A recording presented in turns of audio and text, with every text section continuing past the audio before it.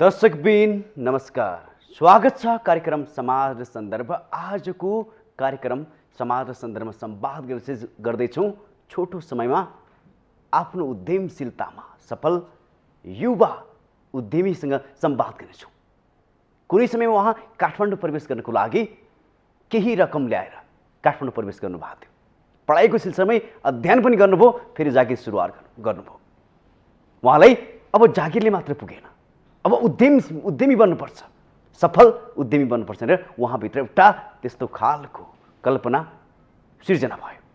फलस्वरूप उहाँले जेन तेन गरेर छोटो रकमबाटै उद्यमशीलता सुरुवात गरे, अर्थात् रोजगारी दिने उद्यमशीलता। उहाँले एउटा संस्था खोल्नुभयो, कुमारी जब प्रणाली। आज धेरैका लागि यो सहारा बनेको छ। आज यो संस्थाले 1000 भन्दा बढी व्यक्तिलाई रोजगारी दिएको छ। यो एउटा सफल मध्यस्थकर्ता संस्था हो जसले धेरैभन्दा धेरै युवालाई रोजगारी लगाउँदै आएको छ। आज हामी यी उद्यमीसँग विभिन्न पाटोमा रहेर संवाद गर्नेछौँ। अहिले पछिल्लो समय लोकप्रिय आम युवामाझ लोकप्रिय बनेको यो संस्था रोजगारीको लागि सफल संस्थाको रूपमा पनि स्थापित भएको छ।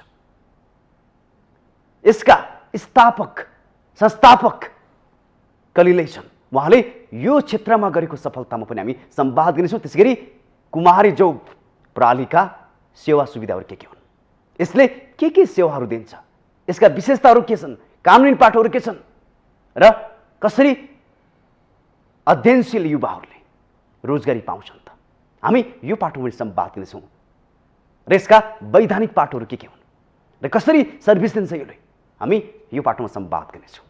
कुमारी जौब प्रणाली तपाईँहरूले थाहा पाइसक्नु भएको छ। अनलाइन सर्भिस पनि छ। अनलाइनको माध्यमबाट पनि हामी जागिर प्राप्त गर्न सक्छौँ भने संस्था पनि छ। यो संस्था खोल्नुको लागि उहाँले गर्नु परेको सङ्घर्ष पनि आज हामी तपाईँहरूलाई सुनाउनेछौँ, किनकि उहाँको सङ्घर्ष, उहाँको सफलताले कैयौँ युवाहरूलाई प्रेरणा पनि दिनेछ। किनकि आज लाख युवाहरू देशभित्र केही पनि छैन भनेर विदेश जान बाध्य छन्, पलायन भइरहेका छन्। उहाँको यो सङ्घर्ष र सङ्घर्षपछिको सफलताले धेरैभन्दा धेरै युवालाई केही प्रोत्साहन पनि मिल्नेछ भनेर आज यो संवादमा हामीले जोडेका छौँ। कुमारी जब प्रणालीका संस्थापक तथा कार्यकारी निर्देशक सन्देश भण्डारी। अब भने आजको संवादमा उहाँलाई जुन चाहन्छु, तपाईँलाई स्वागत छ। धन्यवाद। अब आज कुमारी जब प्रणाली युवाहरूको लागि लोकप्रिय बन्न सफल भएको छ। अब यसको सुरुवात कसरी भयो? तपाईँलाई मैले यहाँबाट नै सवाल जवाब गरेँ। हस्, धन्यवाद। यो कुमारी जब प्रणाली भनेर दर्ता गर्नुभन्दा अगावै नै, भनेको यो कम्पनी सुरु गर्नुभन्दा अगाडि नै म 3 वर्ष जस्तो यही इन्डस्ट्रीमा चाहिँ काम गरेको थिएँ। भनेको मैले मास्टर्स पढ्दै गर्दाखेरि इन्टर्नसिप गर्नु पर्दाखेरि मैले ब्याङ्कमा इन्टर्नसिप गरेँ र त्यहाँ काम गर्दाखेरि पछि गएर त्यति बेला पनि ब्याङ्किङ इन्डस्ट्री भनेपछि एउटा ठुलै चाम थियो, भनेको ब्याङ्कमा जानुपर्छ भन्ने खालको थियो। तर मैले त्यति बेलै आफ्नो माइन्डसेट चेन्ज गरे जस्तो लाग्छ। त्यसपछि म एउटा ट्रेनिङ कम्पनीमा काम गर्न गएँ। ट्रेनिङ कम्पनीमा 2 वर्ष जस्तो मैले त्यहाँ काम गरेँ र 2 वर्ष काम गरिसकेपछि उहाँहरूकै अर्को एउटा कम्पनी थियो जसले चाहिँ स्कुल सेक्टरमा चाहिँ बढी प्लेसमेन्ट गर्ने काम गर्थ्यो, टिचर्सहरूको प्लेसमेन्ट गर्ने काम गर्थ्यो। र त्यसमा अझै पनि मलाई याद छ कतिपय टिचर्सहरू 4000-3500मा पनि काम गर्थे। त्यो भिडमा तपाईँ पनि हुनुहुन्थ्यो? त्यो भिडमा भन्दा पनि त्यो भिडलाई चाहिँ म्यानेज गर्ने हिसाबले चाहिँ त्यो कम्पनी चाहिँ म त्यो कम्पनीको एउटा कुनै पोजिसनमा चाहिँ काम गर्थेँ। र त्यति बेला मलाई चित्त नबुझेको कुरा के थियो भने त्यो एकदमै न्यूनतम स्यालेरी, अनि त्यसपछि अर्को भनेको न्याय पाएन उहाँहरूले। अर्को व्यतिथि के थियो भने तपाईँको शिक्षक स्कुलले लिने, तर स्कुलले चाहिँ 1 रुपियाँ पनि नदिने, शिक्षकबाटै फेरि 50% स्यालेरी काटेर त्यो कम्पनीले लिने। यो सबै कुरा मलाई त्यति धेरै चित्त बुझिरहेको कुरा चाहिँ थिएन, खास गरी किनभने जो रोजगारीमा जान्छ उसले आफ्नो तलब काटेर, आफ्नो ज्याला काटेर अरू कसैलाई तिर्नु भनेको त्यति बेलै मलाई चित्त बुझ्दैन थियो। र यो विषयमा म त्यति बेलाको सञ्चालकहरूसँग पनि केही सल्लाहहरू गर्थेँ, कुरा गर्थेँ। तर उहाँहरूको अब जस्तो छ त्यस्तै गर्नु पर्यो भन्ने कुरा भइसकेपछि त्यसमा ठुलो परिवर्तन केही ल्याउन सक्ने स्थिति त्यो संस्थामा बसेर भएन। त्यसपछि मैले त्यसको झन्डै 1.5 वर्ष जति त्यो कम्पनीमा काम सुरु गरिसकेको 1.5 वर्षपछि चाहिँ म आफै केही गर्छु भन्ने खालको ममा सोच पलाउँदै गयो। किनभने त्यति बेला टिचर्सहरू अथवा चाहिँ क्यान्डिडेट्सहरू खोज्ने काम पनि गर्नु पर्यो अनि त्यसपछि गएर कम्पनीजहरूसँग कुरा पनि गर्नु पर्यो। करिब करिब व्यवस्थापकीय भूमिका सबै खालको भइसकेपछि संस्थालाई बढाउनको लागि मैले माग गरेँ। त्यो बढाउने सवालमा चाहिँ उहाँहरू अलि रिजिडनेस उहाँहरूको देखिसकेपछि मैले त्यसलाई बिट मार्ने जस्तो निर्णय गरेर सल्लाह गर्दा उहाँहरूले होइन तपाईँ अब यङ पनि हुनुहुन्छ विदेश हिँड्नु होला भनिसकेपछि विश्वास गरिनु त्यसो भए तपाईँले? त्यति बेलाको अलिकति त्यो अलि तातो तातो खुन भएर पनि होला उहाँहरूले त्यति सजिलो विश्वास गर्नु भएन र मैले कम्पनी दर्ता गरेँ। दर्ता गरिसकेको थाहा पाउनु भएपछि उहाँहरूले चाहिँ अब के गर्ने त भन्ने सल्लाह हुँदाखेरि मेरो भिजन अलिक ब्रड थियो। ब्रड इन अ वे मलाई चाहिँ यति आम्दानी उति आम्दानी भन्नुभन्दा पनि एउटा राम्रो संस्था खडा गर्नुपर्छ जसबाट चाहिँ रोजगारीमा चाहिँ एक खालको उद्यमशीलताप्रति आफूमा एउटा विचार सोच पलाइसकेको थियो। राम्रो संस्था बनाउनुपर्छ, क्रेडिबल संस्था बनाउनुपर्छ, ठुला संस्थाहरूले चाहिँ मबाट मेरो संस्थाबाट चाहिँ सर्भिस लिन सक्ने बनाउनुपर्छ, सिस्टमेटिक हुनुपर्छ भन्ने मेरो सोचमा चाहिँ अलिकति त्यहाँ कुरा नमिलिसकेपछि मैले आफैले गर्ने निर्णय गरेँ। त्यसपछि मेरो अलिकता चाहिँ अब कम्पनी सुरु गरिसकेपछि स्ट्रगलहरू चाहिँ सुरु भयो भनौँ न। सो 2014को तपाईँको जनवरी जस्तोबाट चाहिँ कुमारी जब फर्मली स्टार्ट भएको हो। यो मैले सुरु गर्दाखेरि नितान्त एउटा सिङ्गल कोठा र टेबल र कुर्सी अनि मसँग मोटामोटी 70,000 जति रकमको 70,000बाट स्टार्ट गर्नु 70,000 जस्तो रकमको व्यवस्थापन गरेर मैले यो कम्पनीलाई चाहिँ जेन तेन सुरु गर्ने निर्णय गरेँ। सो यो प्रोबेबली 2014को जनवरीबाट चाहिँ फर्मली स्टार्ट भएको हो। रेजिस्ट्रेसन त 13 मै गरिसकेको थिएँ, सुरुवात चाहिँ 14बाट भएको हो। तपाईँले के कुरो जोड्दै हुनुहुन्थ्यो? मैले जब जुन ठाउँमा काम गर्दै थिएँ त्यही ठाउँमा चाहिँ मैले कोअपरेसन गरौँ, सहकारी गरौँ भन्दाखेरि किन विश्वास गर्ने, के कुरामा विश्वास गरेँ?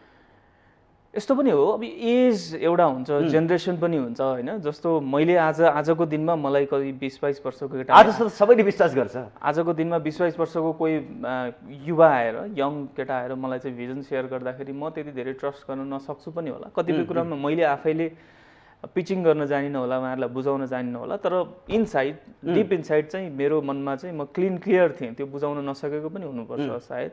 र अर्को कुरा म सुरुदेखि नै सिस्टम, कल्चर अनि त्यसपछि गएर तपाईँको चाहिँ संस्था कसरी चलाउनुपर्छ भन्ने कुरामा, ब्रान्डको कुरामा, तपाईँको क्रेडिबिलिटीको कुरामा, यी सबै कुरामा चाहिँ म क्लियर थिएँ। किनभने मेरो पढाइ पनि त्यस्तै किसिमको थियो र मेरो इन्भाइरोमेन्ट पनि, साथी सर्कलहरू पनि त्यस्तै भएको भएर मेरो भिजन अलिक ब्रड थियो। त्यो भिजन बुझ्नलाई त्यो आजभन्दा झन्डै भनौँ न 10-12 वर्ष अगाडि चाहिँ एउटा सानो जब प्रोभाइड गर्ने कम्पनीले के नै गर्ला र भन्ने हुन्थ्यो होइन। तर अहिले आएर त्यो कन्टेक्स्ट चेन्ज भइसकेको छ। सरकारले नै यसको लागि चाहिँ जस्तो श्रम ऐनभित्र श्रम नियमावली छ, त्यसमा हामी चाहिँ अहिले नेपालभरि श्रम आपूर्ति गर्ने भनेर चाहिँ श्रमको लाइसेन्स लिएर काम गरिरहेका छौँ। कतिपय कानुनी प्रावधानहरू थिए, यस्तो खालका संस्थाहरू चल्लान् र होला र भन्ने थियो। सेवामूलक उद्यमशीलता, हजुर, यो कन्सेप्ट चाहिँ यस्तो इमर्जिङ स्टेजमा थियो त्यति बेला। सो सबैले बुझ्न सक्ने अवस्था पनि थिएन। तर अहिले आएर चाहिँ के भयो भन्दाखेरि बिस्तारै के भयो भने तपाईँको हिजोको दिनमा तपाईँ सम्झिनुहुन्छ भने आजभन्दा 5-7 वर्ष अगाडि मात्रै हेर्ने हो भनेदेखि हरेक पत्रिकामा विज्ञापन आउँथ्यो, भ्याकेन्सी आउँथ्यो। तर आजको ट्रेन्ड हेर्नुभयो भने विज्ञापन चाहिँ तपाईँको आउँछ, तर मान्छेको माग भनेर विज्ञापन चाहिँ आउन करिब 90% बन्द भइसक्यो। सो त्यो सबै कुरा के भयो त अनलाइन प्लेटफर्मले लियो। कुमारीजब.com भनेको हाम्रो जुन जब वेबसाइट छ त्यसमा आजको दिनमा चाहिँ 30 देखि 50 जस्तो चाहिँ भ्याकेन्सिजहरू एभ्री डे पोस्ट हुन्छ। जुन के भयो त्यो तपाईँको प्रिन्ट मिडियालाई अनलाइन मिडियाले बिस्तारै रिप्लेस गरेको जस्तो देखिन्छ। त्यो आजभन्दा 10 वर्ष अगाडि गएर हेर्दाखेरि त्यो कतिपय केसमा धेरैलाई बुझाउन गाह्रो थियो, किनभने अनलाइनले, डिजिटल प्लेटफर्मले यति ठुलो चेन्जेस ल्याउला र भन्ने थियो। सो आई वाज कन्भिन्स, कल्पना बाहिर थियो भन्नु। हजुर, त्यो त्यति बेलै म चाहिँ कन्भिन्स थिएँ, किनभने म पहिल्यैदेखि टेक्नोलोजीमा काम गर्ने मान्छे, अलिकति आइटी सेभी मान्छे, त्यो भएको भएर पनि मलाई थाहा थियो कि यसको फ्युचर छ भन्ने कुरामा। सो मैले फ्युचरमा चाहिँ अलिकति इन्भेस्टमेन्ट गर्छु, म गर्छु भन्ने चाहिँ मेरो सोचाइ त्यति बेलादेखि भयो। फेरि सोधेँ मैले, हजुर तपाईँले भनिहाल्नुभयो त्यो समय अझै सबै मानिसहरू डिजिटल भइसकेको अवस्था थिएन, सबै प्रवृत्ति मैत्री भइसकेको अवस्था थिएन। हजुर, त्यतिखेर लगानी गर्दाखेरि भन्न तपाईँले 70,000 भन्नुभयो, त्यतिखेर 70,000 पनि ठुलो रकम थियो तपाईँको लागि व्यक्तिगत हिसाबले। हजुर, फ्युचर सेक्योर छैन भन्दै पनि तपाईँले किन लगानी गर्नुभयो सुरुवातमा? यस्तो भयो सर, यसमा तपाईँले सुझाव पनि त लिनुभएको थियो होला नि? हजुर, के भयो भन्दाखेरि त्योभन्दा अगाडि मैले 3 वर्ष जुन काम गरेँ, त्यो काम गराइ जुन मेरो आफ्नो विगत थियो, त्यो विगत र 3 वर्ष मैले जति खर्च गरेँ त्यो खर्च गराइ चाहिँ मेरो लागि एकदमै इम्पोर्टेन्ट थियो। किनभने टाइम तपाईँले जुन इन्भेस्ट गर्नुहुन्छ, जुन इन्भेस्टमेन्ट भइसकेको हुन्छ, त्यो इन्भेस्टमेन्टभन्दा ठुलो इन्भेस्टमेन्टहरू केही पनि हुँदैन, समयभन्दा ठुलो इन्भेस्टमेन्ट। र मैले जुन एरियामा र जुन फङ्सनमा चाहिँ भनेको त्यो पर्टिकुलरली डोमेन भनेको ह्युमन रिसोर्स र ट्रेनिङमा मैले जुन इन्भेस्टमेन्ट गरेँ 3 वर्ष, सही ठाउँमा यसमै मैले चाहिँ करियर बनाउनुपर्छ भन्ने कुरामा म दृढ थिएँ। तर म के चाहिँ कन्भिन्स थिएँ भने म कसैकोमा अब चाहिँ जागिर गर्दैन भन्ने कुरामा म कन्भिन्स थिएँ र भिजन के हो, फ्युचर के हो भन्ने कुरामा म क्लियर थिएँ। अब रह्यो कुरा तपाईँको रकम 70,000बाट मात्रै सुरु गर्ने कुरामा, त्यति बेला मैले पेरेन्ट्सलाई कन्भिन्स गर्न पनि गाह्रो थियो। मैले आफै काम गरिरहेको व्यवसायमा हुनुभएको मेरो जो सञ्चालक हुनुहुन्थ्यो उहाँलाई त कन्भिन्स गर्न सकिनँ भने मैले मेरो बुवा आमालाई कन्भिन्स गर्न सक्ने त ठाउँै भएन। म भित्रैदेखिबाट एकदमै त्यति बेला डिटर्मिन भएको भएर पनि म जे गर्छु भन्नेमै लागेर मैले चाहिँ त्यो अठोटसहित काम गरेँ। 70,000बाट सुरु गरेँ। पहिलो 3 महिनाको भाडा चाहिँ त्यति बेला जेनतेन कमाएको पैसा थियो तिरेँ। त्यसपछिको दोस्रो भाडा तिर्ने बेलामा चाहिँ त्यति बेला म राम्रै खालको फोन चलाउँथेँ, सायद आइफोन चलाउँथेँ, आइफोन बेचेर तिरेँ। थर्ड इन्स्टलमेन्ट तिर्नु पर्दाखेरि ल्यापटपै बेचेर तिरेँ। फोर्थ इन्स्टलमेन्ट, फिफ्थ इन्स्टलमेन्ट गर्दै गर्दाखेरि पहिलो 1.5 वर्ष 2 वर्षमा मैले आफ्नो बाइक नै बेचेर तपाईँको म कोटेश्वर नरेफाटबाट चाहिँ झन्डै हिँड्दै तपाईँको चाहिँ म बिजुली बजार आएर चाहिँ अफिस खोल्थेँ। सो मेरो विगत हेर्ने हो भनेदेखि मलाई पैसा इन्भेस्टमेन्ट भन्दा पनि मैले यो काम सिकेर जानेर बुझेर जसरी पनि यसमा अडिग रहेर यसलाई चाहिँ मैले चलाउनुपर्छ भन्नेमा थिएँ। त्यसको फेरि लगत्तै तपाईँको चाहिँ नाकाबन्दी। पैसा भन्दा पनि इन्भेस्टमेन्ट के हो, इन्भेस्टमेन्ट भनेको टाइम कसरी युज गरिरहेका छौँ हामी। हजुर, इन्भेस्टमेन्ट यस्तो हुनसक्छ, यो तपाईँको सब्जेक्टिभ कुरा हो। कतिपय बिजनेसमा पैसा नभइकन केही पनि हुँदैन। कतिपय बिजनेसमा पैसा सँगसँगै समय अनि त्यसपछि भिजन पनि चाहिन्छ। कतिपयमा के हुन्छ भने पैसा पनि चाहियो, समय पनि चाहियो, भिजनरी लिडरसिप पनि चाहियो। सो यो तीनटै कुरा मिल्दै जाँदाखेरि हुने कुरा हो। र अल्टिमेटली मलाई के लाग्छ भने एन्टरप्रेनरसिपमा चाहिँ सबैभन्दा इम्पोर्टेन्ट कुरा भनेको डिटर्मिनेसन र त्यसो भए तपाईँको होल्डिङ क्यापासिटी भनेको 2 वर्ष 3 वर्ष 4 वर्ष म सक्छु, म गर्छु, म जसरी पनि गर्छु भन्ने कुरा चाहिँ अठोट त्यो दृढ सङ्कल्प जुन हुन्छ त्यो चाहिँ एकदमै इम्पोर्टेन्ट हुन्छ जस्तो लाग्छ मलाई चाहिँ। आज यो एजमा तपाईँ एउटा सफल उद्यमी हो। हजुर, सेवामूलक उद्यमशीलतामा तपाईँ सफल बन्नु भएको छ। हजुर, गाउँबाट आएर हजुर, हो, सहरमा आएर स्थापित बनिसक्नु भएको छ। हजुर। म कञ्चनपुर के कुराले गर्दाखेरि म पछि जोड्ने कुरा, हजुर, के कुराले गर्दाखेरि तपाईँ सफल बन्नुभयो त त्यो कुरा त सेयर गर्न सकेला नि?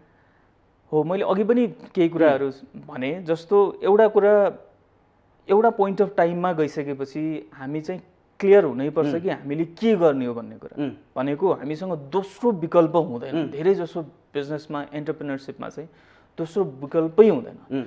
एउटा भइसकेपछि त्यसपछि कि त आफू खुम्चिनुपर्छ कि त भनेपछि त्यसलाई छोडेर चटक्कै छोडेर धेरै मान्छे देखिन्छ नि केही काम गर्छ 2 वर्षपछि फेरि त्यसपछि विदेश जान्छन् होइन। सो मेरो लागि चाहिँ मेरो सवालमा हेर्ने हो भनेदेखि मलाई काम गर्नको लागि समय दिन रात भन्ने कुरा कहिले पनि भएन, शनिबार भन्ने कुरा कहिले पनि भएन र आज गर्नुपर्ने काम आजै सिद्धाउनुपर्छ भन्ने कुरा भयो। र म आफू चाहिँ सेल्फ मोटिभेटेड भनेको मैले आजसम्म पनि मेरो गुरु चाहिँ उहाँ हो यो हो भनेर मैले कसैलाई मान्ने गरेको पनि छैन। मैले कुनै सेलिब्रिटीलाई आजको दिनसम्म चाहिँ म यसको फ्यान हो भन्ने गरेको छैन। सो आफू नै आफ्नो फ्यान हुन सक्नु पर्दो रहेछ, एक नम्बर। दोस्रो कुरा चाहिँ आफ्नो सोच जे हो त्यो सोच पुरा भयो कि भएन भन्ने कुरासँग चाहिँ हरेक दिन हिसाब किताब चाहिँ राख्नुपर्ने रहेछ। भनेको आजको दिनभरि म यति काम गर्छु भन्ने कुरा चाहिँ नसक्दासम्म त्यो काम छोडेर फेरि भोलि अर्को काम आँट्न थाल्यो भनेदेखि चाहिँ पाइलअप भयो कामहरू। यसले पनि तपाईँको चाहिँ काम गर्ने मामलामा चाहिँ अर्को कुरा डिसिप्लिन इज इम्पोर्टेन्ट थिङ। किनभने तपाईँको अफिस जाने समय, अफिसबाट निस्किने समय, अफिसमा बस्दाखेरिको समय र अफिसमा भएका जे जति पनि साधन स्रोतहरू छन् तिनको चाहिँ तपाईँको सफल व्यवस्थापन यी सबै कुराहरूले गर्दाखेरि नै सजिलै र सहजै र समयमै तपाईँको सोचहरू चाहिँ पुरा गर्न सकिन्छ जस्तो लाग्छ। तर यसमा मेरो झन्डै 4 वर्ष जस्तो चाहिँ एकदमै थ्रु आउट मैले स्ट्रगल गरेको छु। सो अघि जोड्दै थिएँ मैले, त्यसपछि गएर तपाईँको नाकाबन्दी, भूकम्प यो सबै कुराहरू भोग्दै गएर 4 वर्षको करिब अन्त्यतिर थोरै सम्भावनाहरू देखेँ मैले। त्यो सम्भावनालाई पहिलाउँदै गएपछि अहिले हाम्रो कुमारी जबमा चाहिँ झन्डै 32 जना जति कर्मचारी छन् तपाईको अन्डरमा। हजुर, कुमारी जबभित्र, जसलाई चाहिँ मैले म आफैले चाहिँ व्यवस्थापन गरिरहेको छु। कुमारी जबबाट चाहिँ हजारौं कर्मचारीहरू अरू कम्पनीजहरूमा काम गर्छन् जुन चाहिँ पेरोल सर्भिस छ। अहिले हामी सर्भिसको विषयमा सायद चर्चा गर्छौँ होला। सो कुमारी जबको आजको दिनमा 15,000 भन्दा बढी वेबसाइटमा एभ्रिडे जस्तो भिजिट्स आउँछ जुन चाहिँ जबको लागि चाहिँ हाम्रो अनलाइन प्लेटफर्ममा आउँछन्। सो यो सबै कुराहरू तपाईँहरूले म्यानेज गर्न सक्नु भएको छ। हजुर, सबै कुराहरू चाहिँ एउटा समय र पेसेन्स सँगसँगै चाहिँ बिस्तारै हुँदै गएको। त्यसमा म कहाँ काम गर्ने थुप्रै वर्षौँदेखि काम गर्नुभएको कर्मचारीहरू हुनुहुन्छ, साथीहरू हुनुहुन्छ, उहाँहरूको सहयोग पनि छँदै छ। हजुर, तपाईँको यो संवाद धेरै युवाहरूको लागि प्रेरणा बनाउँछ भने पनि मैले के जोड्न खोजिरहेको छु। हजुर, तपाईँ सुदूरपश्चिमको कञ्चनपुरको बेलौरीबाट काठमाडौँबाट आउनु। हजुर, तपाईँको लागि धेरै चुनौतीका पहाडहरू ठाउँ ठाउँमा थिए। सुरुमा तपाईँले घरबाटै आउनु दिएन, हजुर, त्यसपछि यहाँ आएर पनि तपाईँलाई धेरैले विश्वास गरेन। हजुर, सुरुवात गर्नुभयो, पैसा पनि थिएन तपाईँसँग, हजुर, हो, सुझाव पनि त्यति सकारात्मक थिएन तपाईँलाई, त्यो पनि थाहा छ। हजुर, हो। यो सबैले कसरी चिर्ने त अरूले? यस्तो भयो। यो त गाह्रो छ नि त। हजुर, हजुर, तपाईँको म कञ्चनपुरको बेलौरी, अहिले त बेलौरी नगरपालिका भयो, बेलौरीमा स्कुल पढ्दासम्म त्यहाँको सबैभन्दा राम्रो स्कुल इङ्ग्लिस मिडियम स्कुलमै पढेँ। तर मेरो अवस्था कस्तो भयो भन्दाखेरि मभन्दा माथिको जो जति हुनुहुन्थ्यो, हाम्रो परिवार शिक्षित परिवार, पहिलेदेखि मध्यमवर्गीय परिवार। तर धेरै ठुलो सपना त हुँदैन। म तपाईँको बेलौरीबाट मेरो मामा घर चाहिँ महेन्द्रनगर, महेन्द्रनगर र बेलौरी बाहेक तपाईँको म कञ्चनपुर कटेर कैलाली पनि पुगेको छैन एसएचजीसम्म। नाइट बस चढेको छैन। मेरो लागि तपाईँको नाइट बस चढ्नु नै ठुलो सपना थियो। अनि त्यतिखेर त्यो पर्टिकुलर पोइन्ट अफ टाइममा चाहिँ काठमाडौँ आउने भनेको त एकदमै ठुलो कुरा हो। तर त्यति बेला मलाई अहिले अलिकति याद भए अनुसार चाहिँ मेरो फुपू दिदी काठमाडौँमा हुनुहुन्थ्यो, उहाँहरूले चाहिँ मलाई काठमाडौँ आउनुपर्छ, पढ्नुपर्छ भन्ने कुरामा चाहिँ आउँदै गर्दाखेरि घर आउँदाखेरि भनिराख्नुहुन्थ्यो र म त्यसमा म जान्छु पढ्छु भन्ने सोचाइमा थिएँ। तर त्यति बेला पढ्ने, यो गर्ने त्यो गर्ने भन्दा पनि काठमाडौँ जाने भन्ने कुरा चाहिँ अलिक बढी चाहिँ त्यो कौतूहलता पनि, अनि काठमाडौँ कस्तो होला भनेर बुझ्ने कुरा पनि थियो। सो पढ्न नै आउने भन्ने थियो। त्यति बेला चाहिँ मैले अलिकति बुवालाई पनि कन्भिन्स गर्न सकिनँ, अब किनभने केटाकेटी अवस्थामा अब राम्रै पर्सेन्टेज त आएको थियो, तर काठमाडौँ गएर पढ्नुभन्दा +2 चाहिँ धनगढी महेन्द्रनगरमा पढ्दा चाहिँ के हुन्छ र भन्ने कुरामा चाहिँ अलिकति एकछिन चाहिँ बुवासँग अलिकति तितो मिठो कुरा भइसकेपछि झन्डै म चाहिँ 1300 रुपियाँ चाहिँ बुवासँग झगडा गरेर मागेर, अनि मेरै गाउँको एकजना सरसँग उहाँ काठमाडौँ आउनु हुँदै रहेछ, उहाँसँग बसेर गाडीमा चाहिँ म आएँ, फुपू दिदीकोमा आएँ। त्यसपछिको +2 को दौरानमा, ब्याचलर्सको दौरानमा मेरो फुपू दिदीको गाइड जुन थियो भनेको मलाई चाहिँ ग्रुम गर्ने कुरामा, यहाँ बस्ने अनि त्यसपछि अरू अरेन्जमेन्ट्सहरूको मामलामा उहाँबाट राम्रो सहयोग पनि भयो र बिस्तारै म यहाँको माहौलसँग भिज्दै गएँ। अनि तपाईँको ब्याचलर्स पढ्दै गर्दाखेरि सेमेस्टर 6 मा गएर इन्टर्नसिप गर्नु पर्थ्यो। इन्टर्नसिप गर्न ब्याङ्कमा गएँ।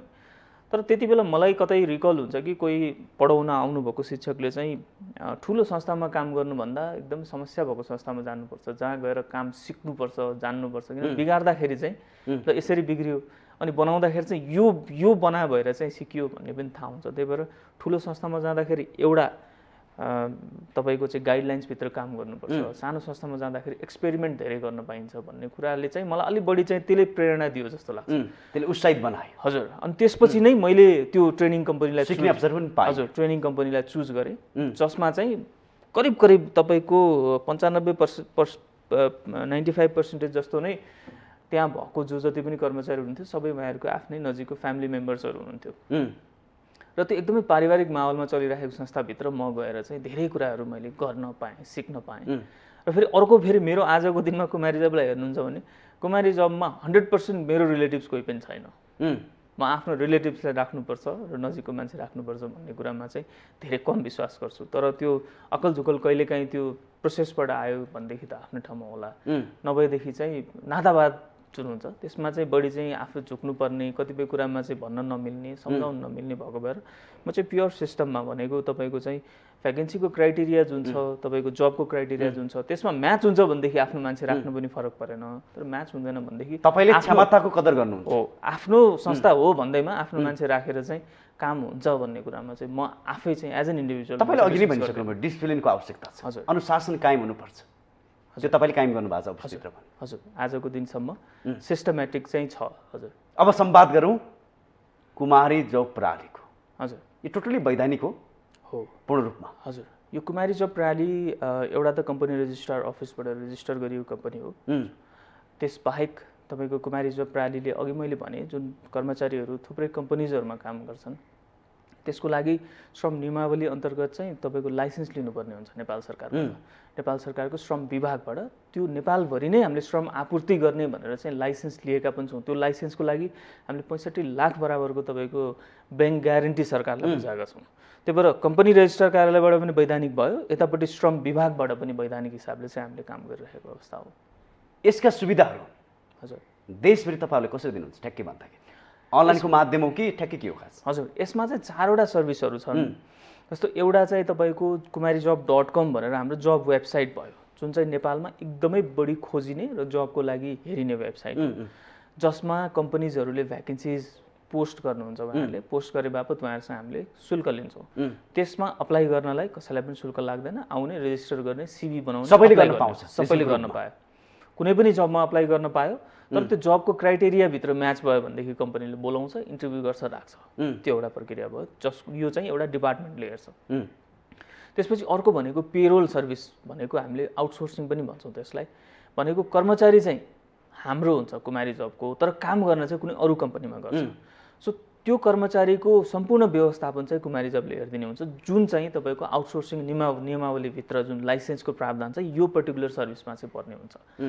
र त्यसमा चाहिँ हामीले कर्मचारी नियुक्ति गर्नेदेखि लिएर कर्मचारीको अन्तिम जुन डिसमिसल प्रोसेस हुन्छ त्यहाँसम्मको इन्टायर प्रोसेस हेर्छौँ। जस्तो स्यालेरी डिस्बर्समेन्ट भयो, त्यसपछि गएर उसको इस्युजहरू आउँछ, जस्तो इन्सुरेन्सको कुराहरू, एक्सिडेन्टको कुराहरू, त्यसपछि गएर सबै हुन्छ। त्यसो भए सबै हुन्छ। तपाईँको स्यालेरी इन्क्रिमेन्टको कुराहरू, त्यसपछि गएर सामाजिक सुरक्षा कोषमा चाहिँ तपाईँको उनीहरूको रकमहरू राख्ने कुराहरू, सेवा सुविधाहरू दिने कुराहरू, यो सम्पूर्ण कुराहरू चाहिँ कुमारी जबले नै म्यानेज गर्छ।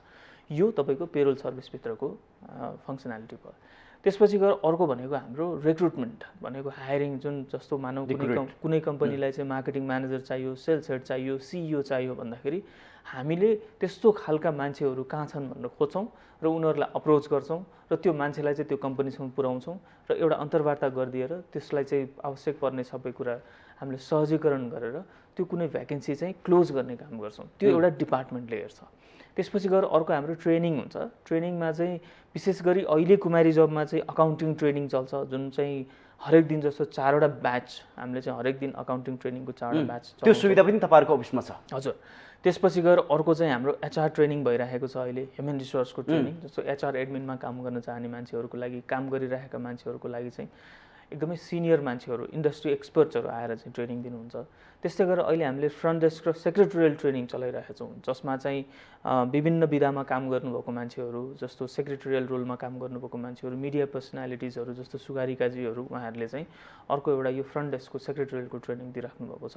त्यसबाहेक चाहिँ हामीले कम्पनीजहरूले कस्तो खालको ट्रेनिङ चाहियो, जस्तो वार्षिक एउटा ट्रेनिङ गर्ने हुन्छ, रिफ्रेसमेन्ट ट्रेनिङ गर्ने हुन्छ, लिडरसिप ट्रेनिङ गर्ने हुन्छ, मोटिभेसनल ट्रेनिङ गर्ने भन्ने हुन्छ। कलेजेसहरूको लागि त्यो आवश्यकता अनुसार चाहिँ हामीले ट्रेनिङहरू चाहिँ आयोजना गरिदिने। यो संस्थाले जब मात्रै दिलाउँदैन कि ट्रेनिङहरू पनि प्राप्त गराउँछ? हो, ठिक। मैले यसमा जोड्नुपर्ने कुरा चाहिँ आजको दिनमा कुमारी जब भनेको यो सबै सर्भिस प्यारलली र बराबर साइजमा दिन सक्ने एउटा मात्रै संस्था हो जुन जबसँग चाहिँ डिल गर्छ। नेपालमा यहाँ थुप्रै धेरै संस्थाहरू हुनुहुन्छ, उहाँहरूले काम गरिराख्नु भएको छ। कोही कुनै एरियामा स्पेसलाइज हुनुहुन्छ भने हामी यो 4वटा एरियामा चाहिँ इक्वली स्पेसलाइज छौँ। त्यही भएर आजको दिनमा चाहिँ कुमारी जब in terms of size, in terms of volume र इन टर्म्स अफ सेल्स, अनि त्यसपछि इन टर्म्स अफ एज पनि भन्ने हो भने सानो एजमा राम्रो ग्रोथ गर्ने हिसाब किताबमा हेर्ने हो भने आजको दिनमा चाहिँ एउटा लिडिङ कम्पनी हो भनेर चाहिँ हामी भन्छौँ। त्यसो भए यसलाई यसरी मात्रै बुझ्दा भएन कि कुमारी जब प्रणालीले जब मात्रै दिँदैन कि यसले त्यो योग्य व्यक्ति पनि बनाउँछ? हो, जब क्षमता विकास पनि गराउँछ। हजुर, ह्युमन रिसोर्स कन्सल्टिङ फर्म हो कुमारी जब भनेको।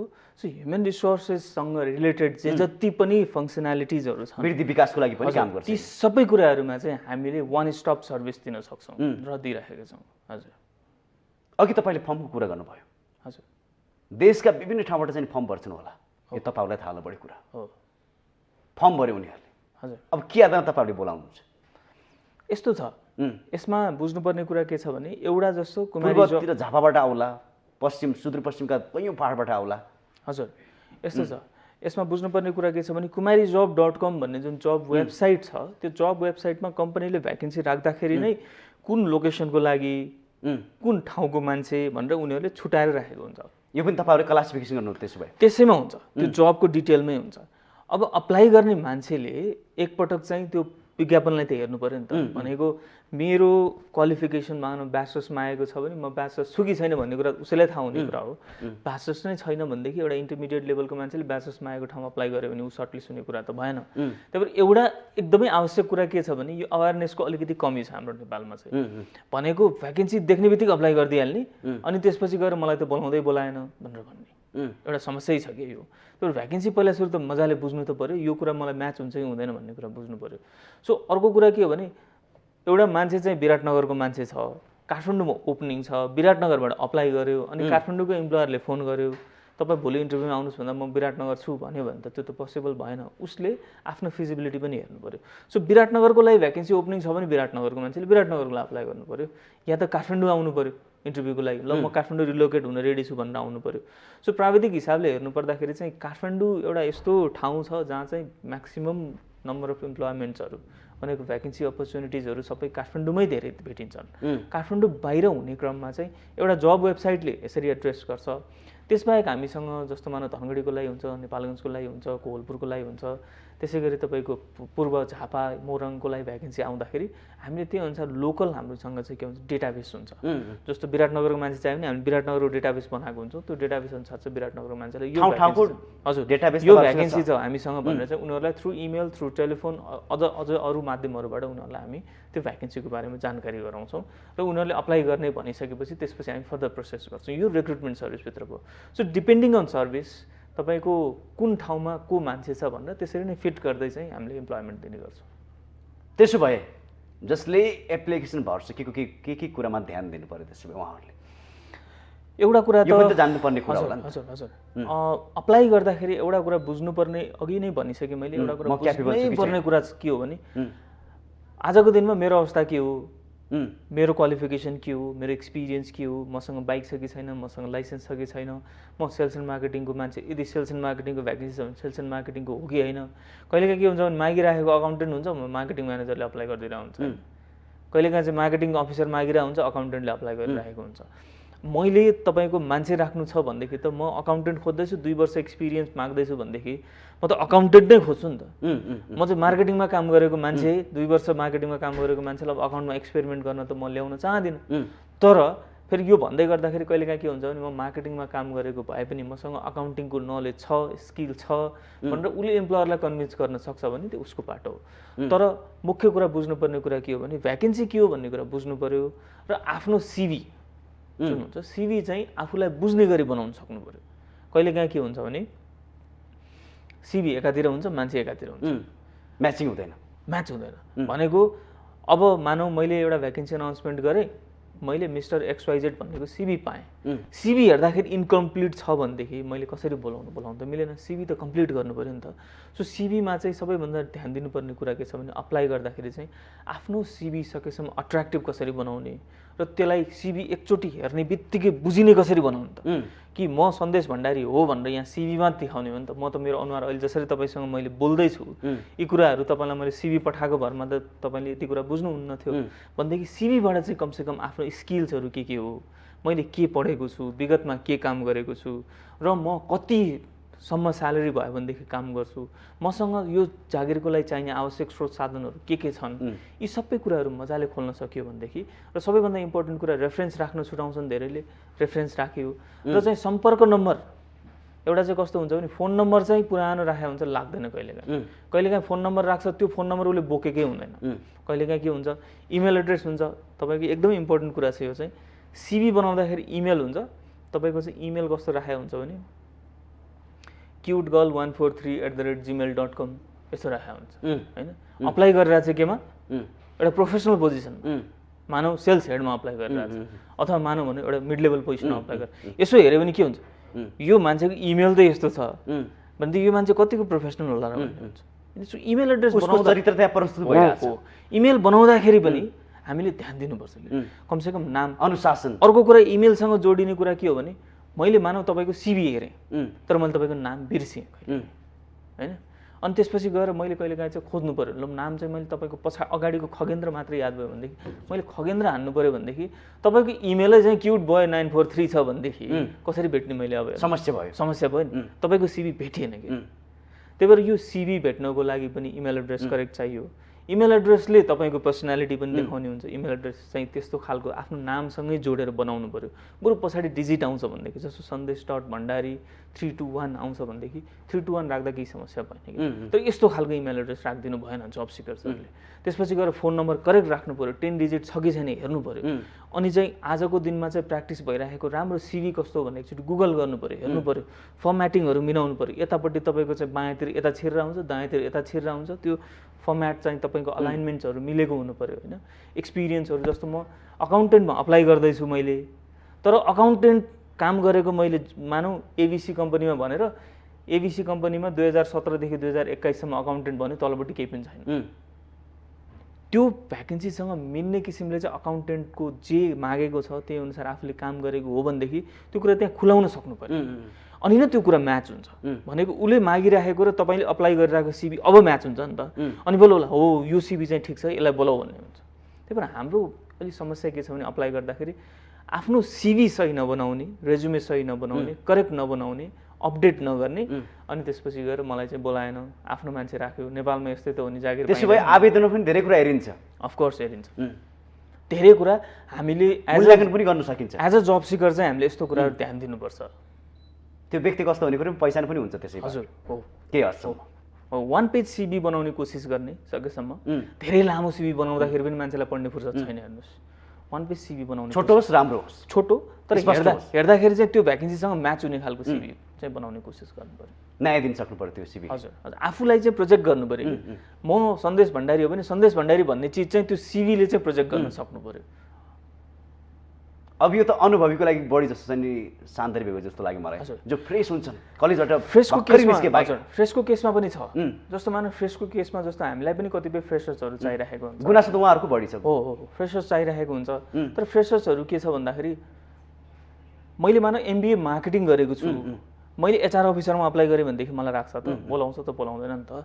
भनेको एमबिए मार्केटिङ हो भनेदेखि त उसले पहिला मार्केटिङ या सेल्स जब खोज्नु पर्यो होइन। मार्केटिङ एन्ड सेल्स जबमा बिगिनरको रूपमा चाहिँ उसले इन्टर्नसिप त गरेको होला नि त, किनभने अहिले एमबिए बिबिएमा इन्टर्नसिप हुन्छ। इन्टर्नसिपमा गरेको जुन एक्सपिरियन्स 3 मन्थ्सकै भए पनि त्यसलाई अलिकति हाइलाइट गर्न सक्नु पर्यो उसले। त्यसमा चाहिँ उसको इन्भल्भमेन्ट एरिया के थियो, के अचिभ गर्यो भन्ने कुरा देखाउन सक्नु पर्यो। त्यसबाहेक आजको दिनमा के हुन्छ भन्दाखेरि स्यालेरीको कुरा एउटा इम्पोर्टेन्ट कुरा छ कि आजको फ्रेसर्समा चाहिँ एमबिए गरेको मान्छेले 30,000 भन्ने, बिबिए गरेको मान्छेले 22,000 भन्दा घटी काम गर्दिन भन्ने। आजको दिनमा चाहिँ फ्रेसर्सहरूले एउटा मेन्टालिटी के विकास गर्नुपर्छ सेटअप भनेदेखि धेरै जसो कम्पनीमा, किनभने नेपालमा तपाईँको मल्टिनेसनल कम्पनीहरू कम छन्, ब्याङ्कहरू छन् तर ब्याङ्कहरूमा धेरै कम जस्तो ओपनिङ्सहरू आउँछ। मान्छेमा एउटा फ्लेक्सिबिलिटी कस्तो हुनु पर्यो भने फ्रेसर्समा मलाई आजको दिनमा स्यालेरी ठुलो प्रब्लम होइन, नलेज हो, I will arrange my salary. तर मेरो लागि चाहिँ आजको दिनमा चाहिँ यो इम्प्लोइमेन्ट चाहिँ इम्पोर्टेन्ट कुरा हो भनेर चाहिँ यो स्किल सेट सहित आउनु पऱ्यो कि यो सोच सहित मान्छे आउनु पऱ्यो। मान्छेहरूको समस्या के छ आजको दिनमा 25,000 नभए त म कहाँ गर्छु। पैसासँग कम्पेरिजन गर्छ आफ्नो। पैसालाई चाहिँ प्रायोरिटीमा राख्नुभयो भनेदेखि के हुन्छ भने फ्रेसरको केसमा तपाईँले 6 महिनामा काम सिक्नुभयो बन्नुभयो भनेदेखि 6 महिनापछि गएर सर म काम गर्न सक्ने भइसकेँ, मेरो क्यापासिटी यहाँबाट यहाँ पुगिसक्यो, I think this is the right time to change my salary or make increment with my salary भनेर उसले चाहिँ म्यानेजमेन्टसँग भन्न सक्यो भनेदेखि त्यति बेला म्यानेजमेन्टले इन्क्रिमेन्ट गर्नु पनि सक्छ। त्यसो भए बिगिनरहरूको समस्या यो, बिगिनरको समस्या अलिकति सोच चाहिँ पैसासँग बढी चाहिने केन्द्रित भएर आजको दिनमा पैसा चाहिन्छ, नचाहिने होइन, किनभने खर्च चल्नु पर्यो। कतिपय त काठमाडौँ बाहिरबाट आउनुभएको हुन्छ, भाडा तिर्नु पर्यो, चल्नु पर्यो। 18-20,000 भनेको काठमाडौँमा त नर्मल कुरा, सामान्य। तर लाखौँ रुपियाँ खर्च गरेर बिबिए पढेको छ, एमबिए पढेको, स्कुलदेखिको इन्भेस्टमेन्ट हेर्नुहोस् त कति लाखौँ भइसकेको हुन्छ। आज आएर चाहिँ 2,000 मा अड्किएर एउटा राम्रो कम्पनी राम्रो जब गुमाउनु चाहिँ हुँदैन। यो सोच चाहिँ बिस्तारै विद्यार्थीहरूले अहिले भर्खरै पास आउट हुन लाग्नुभएकोहरूले चाहिँ बनाउनु चाहिँ एकदमै जरुरी छ। किनभने आजको दिनमा धेरै कम्पनीजहरूले पोजिटिभ एटिट्युड हेर्छ कि यदि तपाईँको सोच चाहिँ सकारात्मक छ भनेदेखि हो यो मान्छेसँग पोजिटिभ एटिट्युड छ, यसलाई मैले भने जस्तो तरिकाले चाहिँ बनाउन सक्छु भन्ने भएपछि उसले तपाईँलाई 15,000 माग्नुभएको छ ल ठिक छ तिमीलाई 20,000 दिन्छु भन्न सक्छ कि।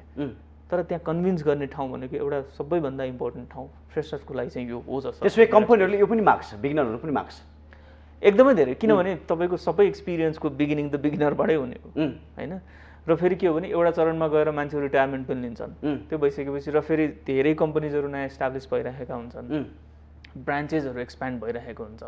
त्यो भएर बिगिनर्सहरूको अथवा फ्रेसर्सहरूको भ्याकेन्सी नहुने भन्ने होइन, फ्रेसर्सको भ्याकेन्सी नै धेरै हुन्छ खास गरी चाहिँ। जस्तो kumarijobs.com लाई लिनुहुन्छ भने kumarijobs.com को चाहिँ तपाईँको 60% भन्दा बढी भ्याकेन्सिजहरू सबै फ्रेसरकै लागि हुन्छ। तर मान्छेहरूले सर्भिस उहाँहरूमा केन्द्रित छ हो, तर मान्छेहरू चाहिँ आफूलाई कसरी प्रोजेक्ट गर्ने भनेको सिभी कसरी बनाउने भन्ने कुरामा त्यहाँ चुकिरहेछन्। सानो कुरा पनि चुकिरहेछन्। अर्को कुरा इन्टरभ्यूमा गएर चाहिँ के कसरी बोल्ने, कसरी इन्टरभ्यू दिने भन्ने कुरामा चुकिरहेछन्। सो सानो सानो स्किल सेटहरू, सानो सानो नलेजको कमीले गर्दाखेरि मान्छेहरू चुकिरहेको हुन्छ। अब त्यसो भए हजुर, तपाईँको जो ट्रेनिङ गर्न आउँछन् त्यही हजुर, उहाँहरूले त बिगिनिङ काम गर्नु पर्दैन होला? ट्रेनिङ यस्तो हो सर, ट्रेनिङ भनेको कस्तो भन्दाखेरि ट्रेनिङले कसैलाई के अरे जबमा लगाइदिने भन्ने हिसाबले हामीले ट्रेनिङ दिने गरेको छैन। कुन कुन प्रकारको त्यसो भए ट्रेनिङ दिनुहुन्छ तपाईँ? हामीले के हो भने ट्रेनिङ तपाईँको जस्तो मानौँ अकाउन्टेन्टमा तपाईँलाई अकाउन्टमा कुनै काम गर्नु छ, फ्युचर बनाउनु छ, तर तपाईँले राम्रो ठाउँमा चाहिँ अकाउन्टिङ ट्रेनिङ गर्न पाउनुभएको छैन भनेदेखि कुमारी जबले तपाईँको बेसिकदेखि लिएर एडभान्स लेभलको ट्रेनिङ दिन्छ जुन चाहिँ कस्ट इफेक्टिभ। त्यसो भए बिगिनर पनि हुनसक्छ, त्यो अलरेडी जब होल्डर पनि हुनसक्छ। जब होल्डर तपाईँको 1 वर्ष 1.5 वर्षदेखि अकाउन्टमा काम गरिरहेको छ, तर उसको के भयो त भन्दाखेरि स्तरोन्नति भएन। भनेको उसले काम जुन गरिरहेछ, मानव भोचर उठाउने काम गरिरहेछ, एउटा ट्यालीमा हान्ने काम गरिरहेछ, त्योभन्दा बढी काम सिकेन, उसलाई सिकाउने मान्छे भएन। अब एक स्टेप माथि जानको लागि उसलाई ट्रेनिङको आवश्यकता थियो। ऊ आउँछ हाम्रो कुमारी जबमा, 1 महिनाको ट्रेनिङ लिन्छ, अनि त्यसपछि गएर उसले चाहिँ मैले काम सिकेँ भन्ने हिसाबले चाहिँ अर्को इन्टरभ्यूमा जान्छ, अनि त्यसपछि जब पाउँछ होइन। एउटा यो हो। सो ट्रेनिङले हामीले चाहिँ जब प्लेसमेन्ट ग्यारेन्टी गर्ने, अनि कुमारी जबमा ट्रेनिङ लिएपछि मात्र जब पाइने भन्ने किसिमको चाहिँ हामी कहाँ छैन। त्यो त्यसरी चाहिँ हामीले ट्रेनिङ लिने दिने गरेको चाहिँ। तपाईँले अर्को के सोधिहाल्यो, जसरी कसैले एप्लिकेसन गरेर तपाईँले सर्ट लिस्टमा राख्नुभयो, कुनै कम्पनी पनि मागेको छ, हजुर, त्यसको लागि बिगिनिङ कुराहरू तपाईँले सिकाएर कम्पनीलाई पठाउने गर्नुभएको छ? खास मैले सोधेको थियो। हो, यस्तो हुन्छ तपाईँको ट्रेनिङमा हाम्रो जस्तो अकाउन्टिङ ट्रेनिङमा जो आउनुहुन्छ उहाँहरूलाई चाहिँ हामीले ट्रेनिङ सिद्धिने बित्तिकै हामीले तपाईँको जब प्रिपरेसन ट्रेनिङ दिन्छौँ। जस्तो हाम्रो जुन 4वटा डिपार्टमेन्टहरू छ, त्यो डिपार्टमेन्टको सुपरभाइजर्सहरूले चाहिँ उहाँहरूलाई ट्रेनिङ दिनुहुन्छ। ट्रेनिङ सिद्धिसकेपछि उहाँहरूको सिभी रिभ्यू गर्ने काम हुन्छ, सिभी ठिक छ कि छैन भनेर रिभ्यू गर्ने काम हुन्छ, सिभी बनाइदिने काम हुन्छ। त्यसपछि गएर इन्टरभ्यूमा जाँदाखेरि के तयारी गर्ने भनेर सिकाउने काम हुन्छ। इन्टरभ्यूबाट फर्किसकेपछि कहाँ बिगाऱ्यौ, के तयारी गर्ने त नेक्स्टको लागि भनेर त्यो पनि सुझाव दिने काम हुन्छ। त्यसपछि पनि तपाईँहरूले खोजी गर्नुहुन्छ? हो, depending on candidate, depending on. जस्तो मैले ट्रेनिङ लिएँ होइन, मलाई कुमारी जब आवश्यक छैन भनेदेखि कुमारी जब तपाईँसँग चाहिँ कहाँ छौ तिमी भनेर तानेर ल्याउने कुरा त भएन। तर उसले चाहिँ होइन मलाई चाहिँ फर्दर असिस्टेन्सी चाहिन्छ है तपाईँहरूको भन्दाखेरि हामीले चाहिँ सहयोग गर्ने गरेको चाहिँ छौँ। एउटा अर्को के हुन्छ भन्दाखेरि तपाईँको जस्तो मानव फ्रेसर नै माग्यो एउटा कम्पनीले, अकाउन्टेन्ट माग्यो, तर हामी कहाँ ट्रेनिङ लिएको छैन, उसलाई चाहिँ हाम्रो कहाँ सिभी हेर्दाखेरि राम्रो लाग्यो भनेदेखि उसलाई हामी सिकाउँछौँ। जस्तो इन्टरभ्यूमा कसरी जाने, फर्मल ड्रेसअपमा जानुहोस्, अफिस यो ड्रेसमा छ जाँदाखेरि यो गर्नुहोस्, अनि यो कुराहरू तयारी गर्नुहोस् भनेर हामीले उनीहरूलाई पहिले अफिसमा बोलाएर सकेसम्म, नभएदेखि टेलिफोनबाट चाहिँ सम्झाएर बुझाएर अनि इन्टरभ्यू दिन चाहिँ पठाउँछौँ। यो सबै प्रक्रिया तपाईँहरूले सिकाउनु? हजुर, हजुर। त्यसैकै लागि नै कुमारीजबमा 32 जना इम्प्लोइ छन् अहिले, किनभने उहाँहरूको काम त फरक भयो होइन, तपाईँको डिपार्टमेन्ट हेरी फरक भयो।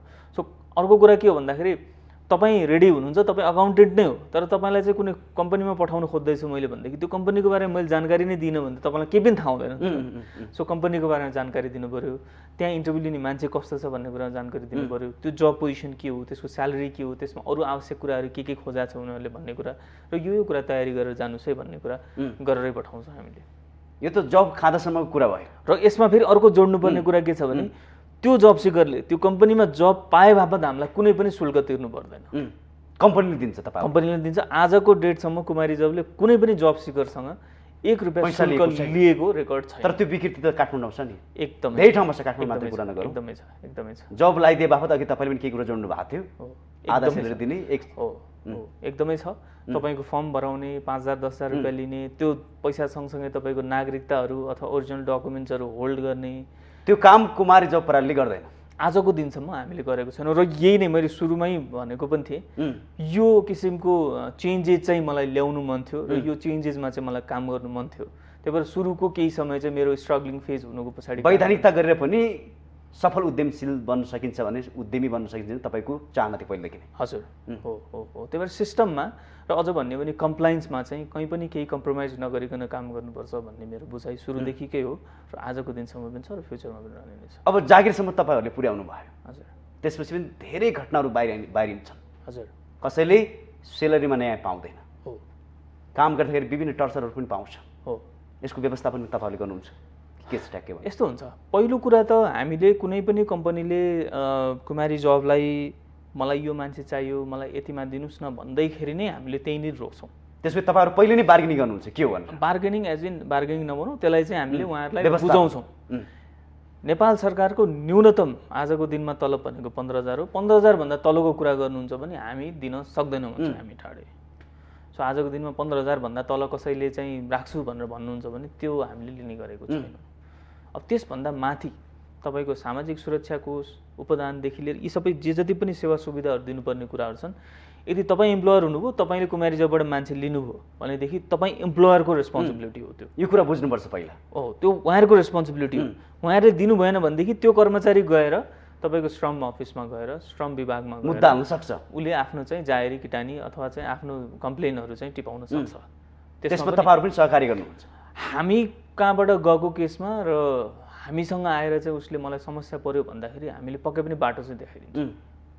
तपाईँले अघि पनि भनिसक्नुभयो हाम्रो अफिसको बाटो भएर 1000जनाभन्दा बढीले चाहिँ जागिर पाएको छ। जागिर यसरी बुझौँ, तपाईँको दैनिक जस्तो कुमारी जबमा 50 जस्तो चाहिँ भ्याकेन्सी चाहिँ तपाईँको वेबसाइटमा लिस्ट हुन्छ। त्यसबाहेक हाम्रो अर्को 2टा डिपार्टमेन्टहरू ट्रेनिङ पेरोल र तपाईँको पर्मानेन्ट हायरिङ गरेर यो 2टा डिपार्टमेन्टमा अर्को 5 देखि 10 जनाको चाहिँ एभ्रिडे जस्तो प्लेसमेन्ट हुन्छ। सो तपाईँको 60-70 देखि 100 जनासम्म चाहिँ एभ्रिडे जस्तो चाहिँ कहीँ न कहीँ कम्पनीमा चाहिँ आउने जाने भइराखेकै हुन्छन्।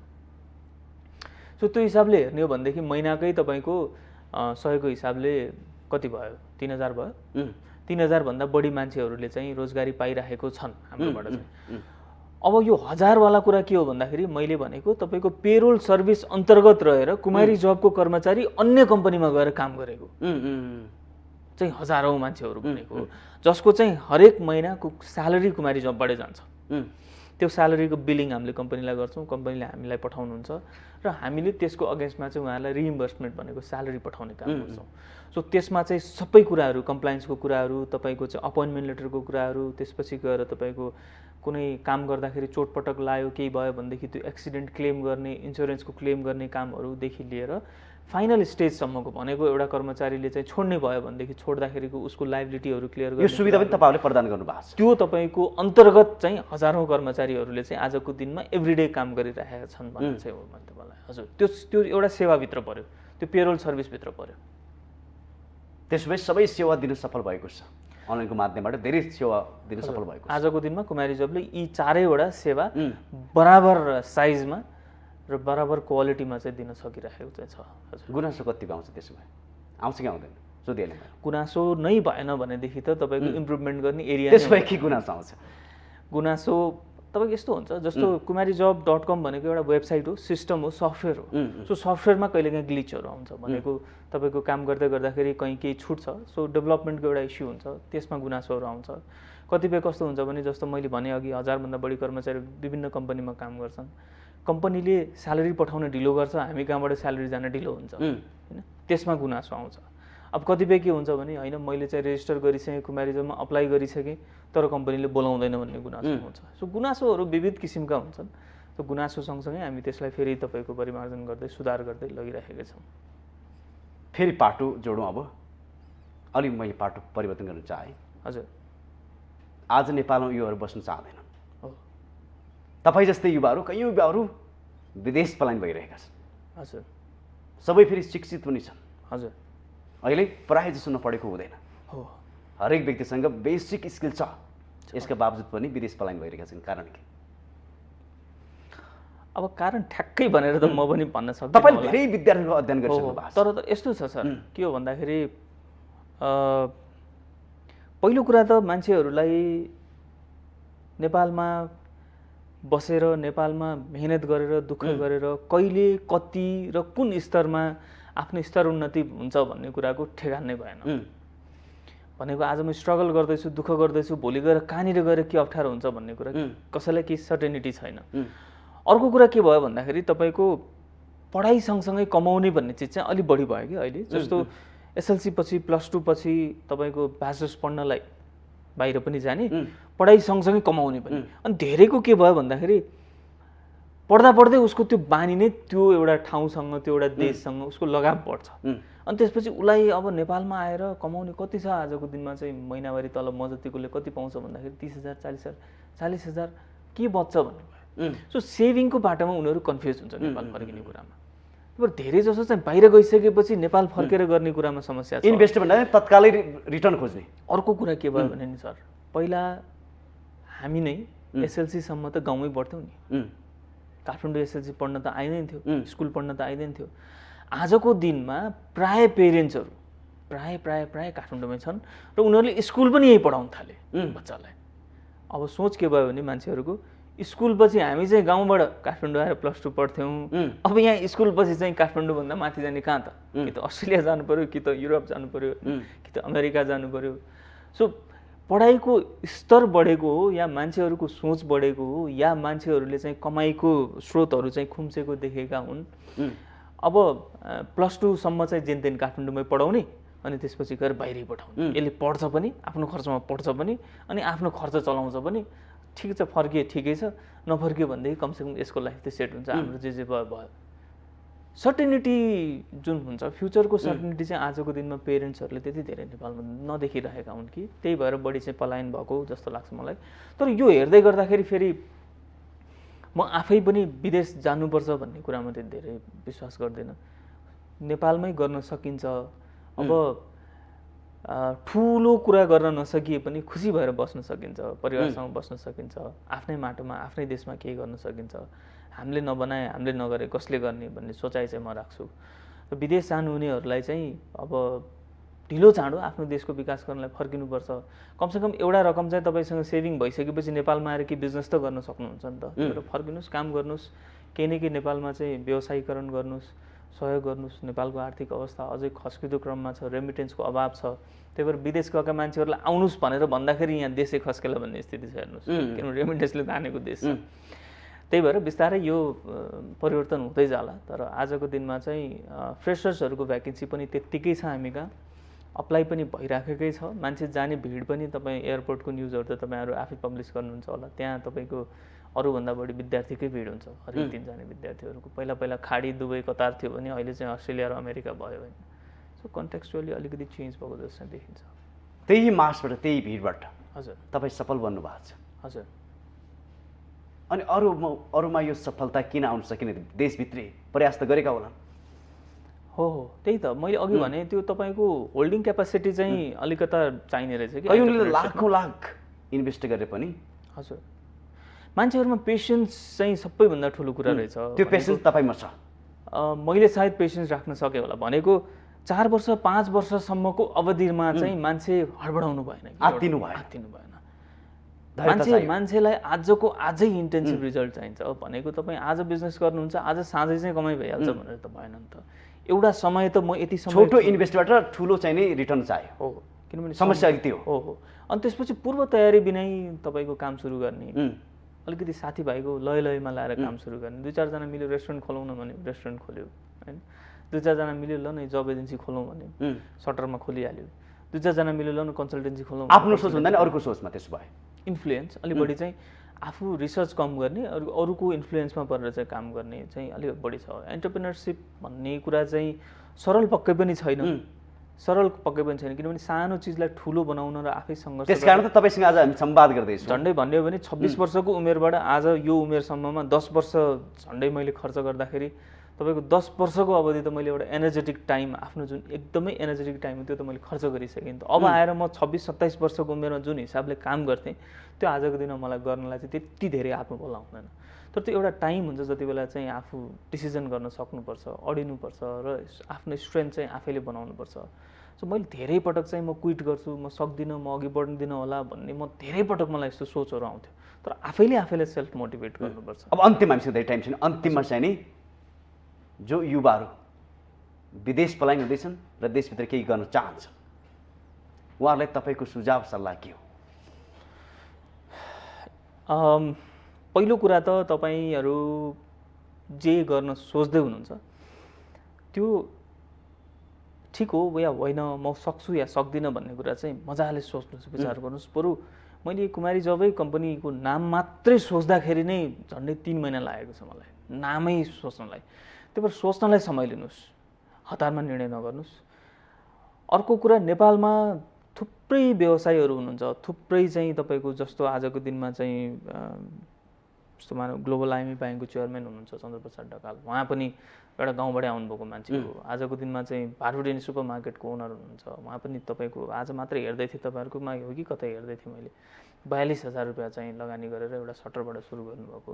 सो एउटा समय चाहिन्छ, उहाँहरूले 20औँ वर्ष 30औँ वर्ष खर्च गर्नुभयो अनि नै यहाँ पुग्नुभयो। हामीले चाहिँ आज हेर्दाखेरि चाहिँ ओहो यस्तो बन्न पाए, मिनबहादुर गुरुङ बन्न पाए भन्दैमा चाहिँ बनिँदैन। त्यसको लागि समय पनि चाहियो, मेहनत पनि चाहियो, डिसिप्लिन चाहियो। हो, सबै कुराहरू चाहिँ आफूमा बनाउँदै लानुपर्छ।